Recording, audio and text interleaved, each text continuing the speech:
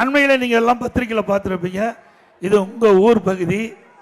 இதில் எவ்வளவு பெரிய ஊழல் நடந்திருக்குது என்று நீங்கள் எண்ணி பாருங்க. 200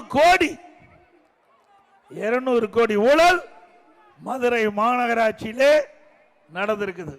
இந்த வீட்டுக்கு போற வரி, குடிநீர் வரி, கடை வரி, குப்பையில் போதாது குப்பைக்கு வரி போட்டாங்க இந்த அரசாங்கம். அந்த குப்பையில் அதுல கூட முறைகேடு செய்த அரசாங்கம் இந்த விடியா திமுக அரசு.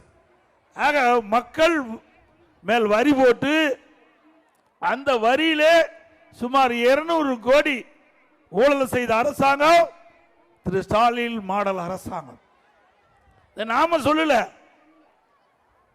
இந்த அரசுக்கு இங்கு இருக்கின்ற மக்கள் கொடுத்த புகாரின் அடிப்படையிலே இந்த அரசாங்கமே விசாரிக்கப்பட்டு இதில் முறைகேடு நடந்திருப்பதாக முன்னாள் ஓய்வு பெற்ற மாநகராட்சியிலே முன்னாள் பணியாற்றி ஓய்வு பெற்ற அதிகாரிகள், இப்போது இருக்கின்ற சில அதிகாரிகள் இன்றைக்கு கைது செய்யப்பட்டு பத்திரிகையில் வந்த செய்தி.